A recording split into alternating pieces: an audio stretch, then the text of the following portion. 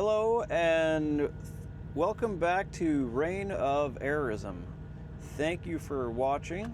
I'm Justin, and this isn't the kind of video I usually do, although I think I do want to start doing some of the, kind of show my geek side a little bit. I'm not the best at technology, but I'm pretty good. I had a career in information technology when I was younger. So I want to talk a little bit about Starlink today. Starlink, in case you didn't know, is probably the biggest up-and-coming internet service in the world. It's been growing and it's been expanding and it's been getting faster and faster the last several years. So it's a satellite-based system, and it works a lot better than most satellite systems, and there's some really good reasons why. Some very smart people were behind getting this thing going and really figuring out how to make a fast, strong, robust internet system. A big part of it is rockets, though. We need to launch these things. So here is how this is being done. The Falcon 9 rocket system. T-minus 30 seconds. I will be mostly quiet during the talking parts of the launch, but I do want to kind of explain why T-minus 15 seconds. Why this rocket is amazing. I'll be quiet. 10, 9, 8, 7, 6, 5, 4, 3, 2, 1. Ignition. And liftoff of Falcon 9. Go SpaceX, go Starlink.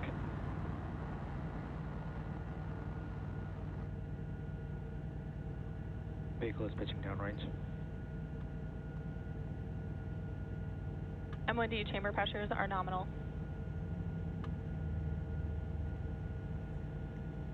So one of the most amazing things about the Falcon 9 rockets is the fact that they were designed from the beginning to be reusable rockets.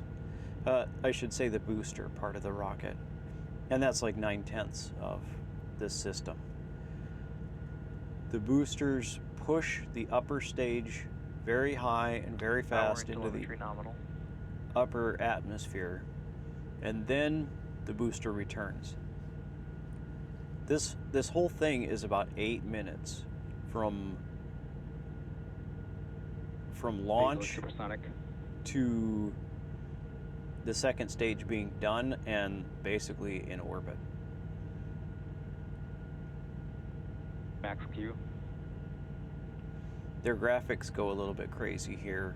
You can still kind of read it, then it'll disappear and come back, but I think somebody accidentally twisted some knobs and reset some settings, and somebody said, let's just turn it off and reset it, put it back. So I'm back, chill. The cool thing going on right now, the flames coming out of the end of the rocket are getting larger and larger, because as this craft gets higher in the air, there's less and less air to push against the flames. So they actually expand. From the ground, people like to refer to it as a squid.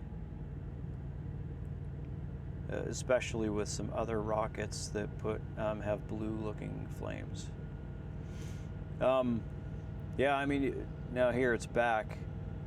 Everything's in kilometers per hour because science things, they just try to stick with kilometers per hour instead of miles per hour and pounds and inches and stuff like that.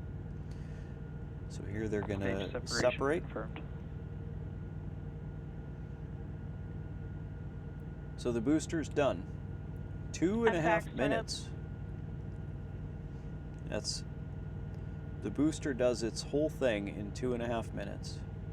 Now the second stage has fired off its engine and it is accelerating away while the booster is coming down.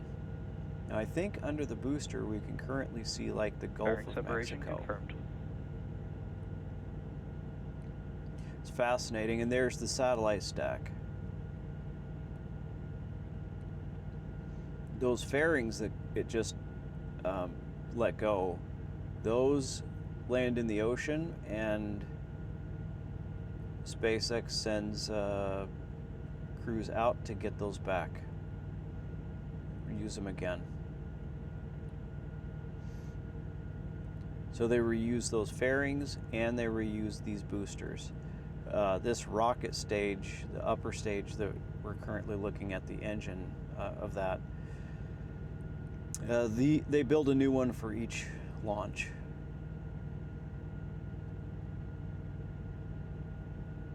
One fascinating thing, though, is that the Starship program is built to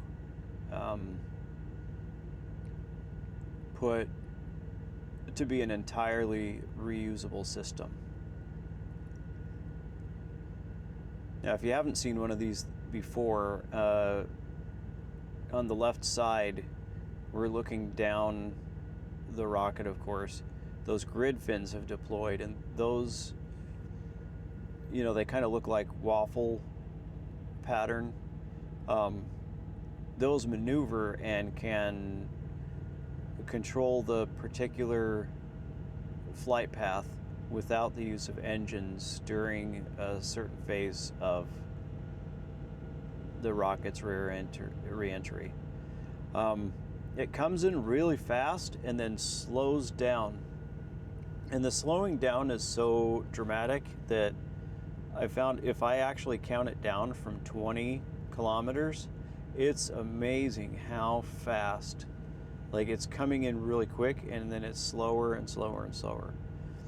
Now, what you'll get to see is this thing will return and come down directly on top of a drone ship. That's a ship that's brought out via basically remote controls, and there's no people on it in case something really tragic happens. But they're launching these rockets so often and bringing them back. I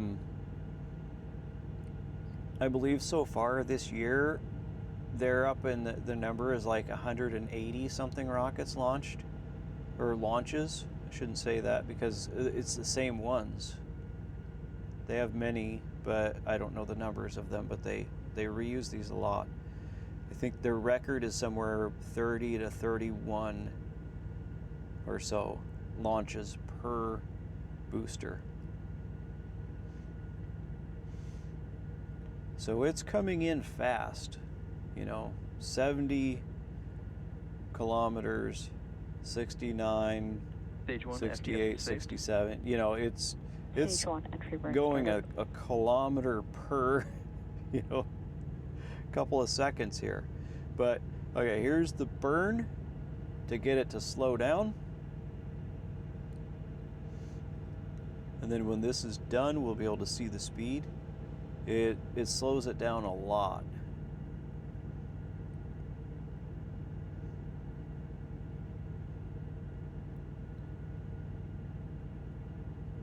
Stage 1, entry burn shut down. All right. So now it's going 4,900 kilometers an hour. It was in like 7,500 kilometers an hour before that burn. And now, if you pay attention, as we come down, the grid fins will start doing their thing. So I'll start counting here. 20, 19, 18, 17, 16, 15, 14, 13, 12, 11, Stage 2, FTS has saved. 10, 9, Stage 1, transonic. 8, 7, 6, 5, 4, 3, Stage 1 landing burn. 2, 1. Now this is cool. These landings are so precise. It's Landing just light deployed. incredible.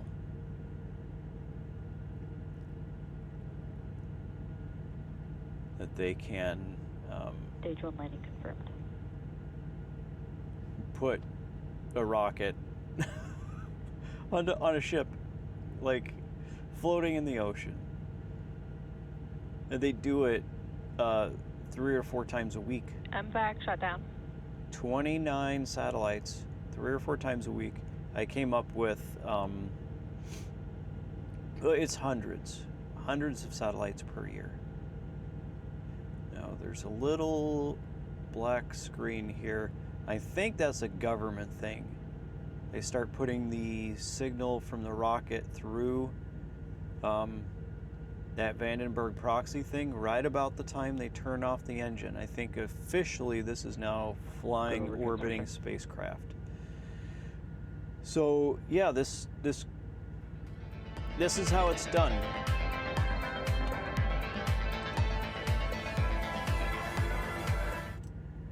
Okay, so here is how the satellites actually look in their flat configuration. I'll let this one play a couple of times because it's just such a cool little bit of video to show these stacks and how reflective they are. Not to mention, you actually get a look at the top of the rocket, the upper stage, as those things go by because they're reflecting the rocket. It's usually like the second time I watch it, I see that reflection and even bother to look at, what it shows. Okay, that's the fun part of it. This is a representation of how big these satellites really are. There was a version 1 of the satellites that's been discontinued. They're in space, but they're basically all dead now. The version 1.5 and version 2 satellites are up there now, and they're launching more and more of the version 2 satellites. Later, they will start launching the version 3 satellites, which have huge improvements planned. That is going to take Spaceship. I said it right the first time. Starship. They're going to need Starship to get those going, and there have been some setbacks. There's always setbacks with something this big, but they're making progress too. So here is the laser system they use to communicate from one satellite to another. That is a huge, huge thing. They can transmit a whole lot of information from one satellite to the next by shooting a laser at it and having a sensor on the other satellite. So here is a representation of how the satellites communicate with the Earth as they pass over. So each one is passing over different areas and communicating with the cities under it as it goes over. And since we have lots of satellites, we have the ability to always have a satellite overhead. And speed is a really important thing, latency. So, a little bit about latency. When you request something from the internet, it takes multiple signals between you and the server before you actually start getting something. So, even though this is all measured in milliseconds, a long time between a geostationary satellite, if you've ever used satellite before and it was really, really slow, this has a lot to do with it. Even if you can stream, doing anything that's two-way directly, gaming especially, very, very not satisfying. Okay, so yeah, this is how low satellites are a huge step in the right direction. This is a representation of how they all have particular orbits and how they manage to be in close proximity to each other and not run into each other. Also, how they're able, by linking to each other, to keep traffic moving basically through space from one continent to another without having to go through an underwater cable, fiber optic lines, any of that kind of stuff. This is really going to probably be the way most humans communicate with each other in the next few decades. If you don't make the switch now, I have a feeling you probably will be making it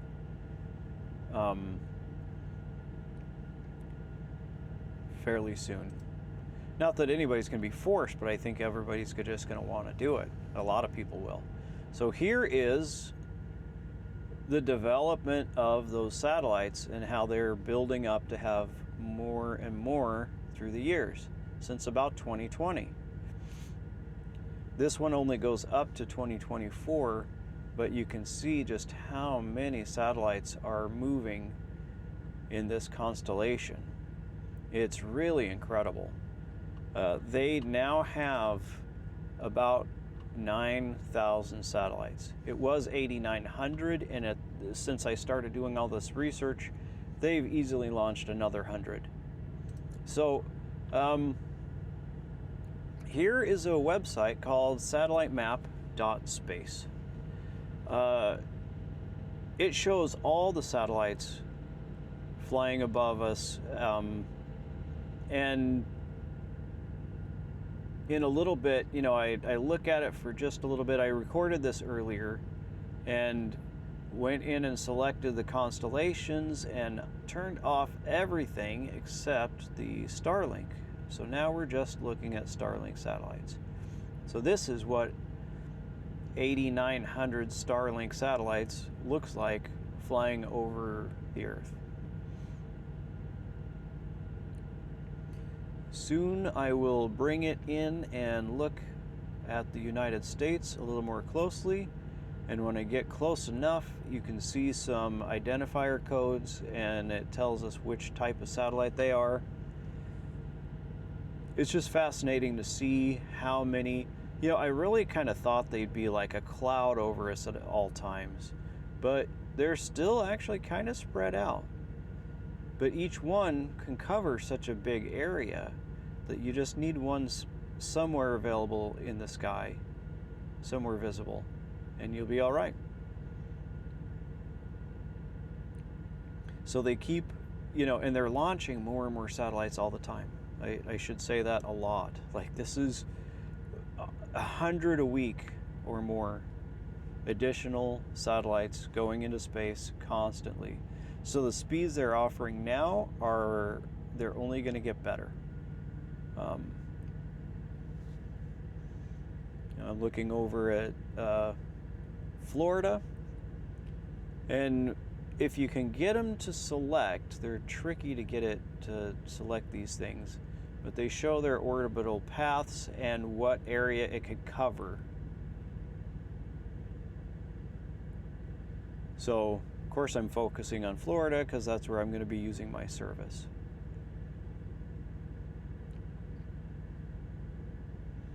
But like at this time of recording, there is 2, really 3 or 4 satellites over the Florida area.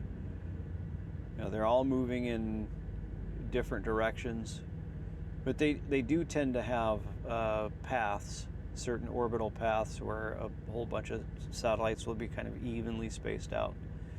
So yeah, this is what it all looks like. Okay, time to move to the next one. What do we have here? Oh, yes, this is the end-of-life deorbit system. So these do only last 3 to 4 years, which is kind of a good thing because technology is moving so fast that you wouldn't want a 10-year-old satellite in space. We want to put a new one up, the newer version, right? So this is how they maneuver themselves and make sure that they break up over the ocean.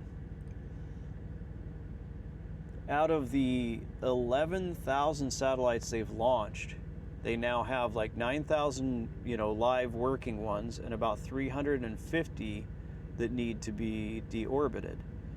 I believe they just wait till it's the right time for any individual satellite. So what do I have next? Okay, next is a little bit of pricing information, because this is what got me excited about this. Then I decided, since I was going to talk about how awesome the pricing is, I should talk about everything else regarding it first. So, they introduced a new plan recently that is 100 megabits per second download speed, and it's only $40 a month. That's less than I was paying for my current service. My current service is cable, and it's fast, but it does have that problem where the power goes out, and even with my generator, it's not working because their equipment is out. And a lot of times their cable lines get knocked down by trees. We have times the power isn't out, but the internet's out. Now, this is not available everywhere. I've looked around several places, and it was available at my home, but other places, even in Florida that I looked, it wasn't available. So the next one, Residential Lite, $80 a month. It's 80 to 200 megabits per second download speed. Upload is actually better than my cable service. My cable service, I get 10 megabits per second up. These guys do 15 to 35 megabits per second up. With the exception of the Starlink residential service, which is kind of their premium one, that is 400 megabits download speed and 20 to 40 megabits per second upload speed. So if you need really fast service, you can get it. $120. That's not insanely expensive at all. This site had a nice little comparison thing, and this is what they showed. So, pros and cons. I have my own thoughts, and I'll share them in a minute. Low latency. 30-day money-back guarantee. In a way, it doesn't apply anymore, but I'll talk about that. 99% availability in the US. What they're also not mentioning is their uptime is 99.9. It's really good. Easy setup, and there is a mobile option. You can get mini receivers. You can even get ones that are meant to be powered by a DC power source.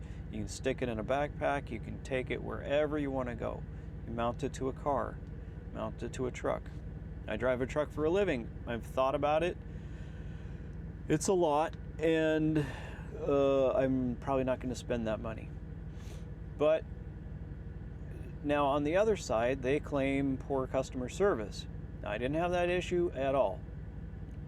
My service worked great, and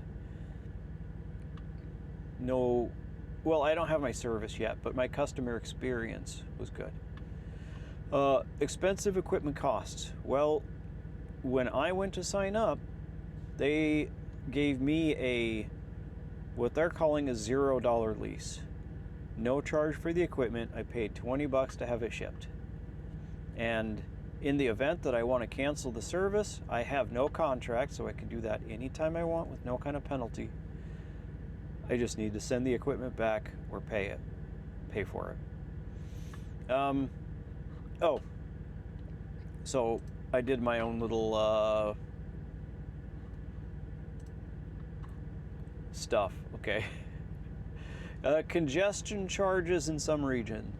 Well, that may be a thing. I think it's mostly a thing of the past. Performance varies by location. That is true, but everywhere I looked around, the performance was good. In the United States and most of the world, really, assuming your government allows Starlink, they're going to be doing business in your area, and the performance is good. And the last one, they said no free professional installation, but really, I got it free. So, look, I understand this is going to be different for every place that a person could be. You're not going to get the same kind of deal as I did, but hopefully anybody interested in switching over, if you just don't like your service, if you want to have the ability to take it to other places. Now, I have heard of people taking their dish off their house and just traveling somewhere with it, and it worked fine. Yeah, it's a really, really good system. And in a lot of ways, SpaceX or Starlink is targeting the local internet service providers, the cable, DSL, all those guys. They're competitive with their price now, and their service is just about as good, if not better. So, yeah, they want to grow fast, and they're doing it. They're also doing it by not advertising big and with a referral program. This is how I learned about it. So, since I decided to put this together, share it with you guys, I got my referral link and I ran it through a thing called a link shortener. So, if you are thinking about getting Starlink, keep this in mind. Use bit.ly/free Starlink. That'll take you straight to their site, and you will get the referral bonus, which is a free month of service. And I get a free month of service if you do it. So, by all means, please, if you're going to sign up, go through that. There's the QR code too. If you're watching this on a TV or something else, just point your camera at it. It'll take you right there. So, I'm pretty excited. I'm going to be putting up another video or two about the install and what the experience is like. That should be about a week from now. I'll be home in a couple of days and I'll be getting it all set up. I'm excited to see how that goes. And some more bee stuff coming up soon too. So, look, not a hard sell. I just wanted to kind of talk a little bit about what this is like, and hopefully I'll be on Starlink, and maybe a year from now I'll be able to do a live stream during a hurricane. Wouldn't that be awesome? So, yeah, guys, I hope you learned something. I hope you find this useful information. It was certainly fascinating for me to be able to do a deep dive and learn, how could they even do this? Internet service coming from space, low Earth orbit, how do they get them? It's fascinating. It's fascinating how all this is going, how technology is advancing so much. Use technology well, guys. There are wise ways to use technology, and there are dumb ways to use technology. Don't let technology hurt you. Let you be in control of it, and use it to your advantage, though. Anyway, I hope you enjoyed, and comment, by the way, if you do get service, tell us how it went. What kind of offer did you get? I know it's not the same everywhere, so I'd love to find out how it goes for other people.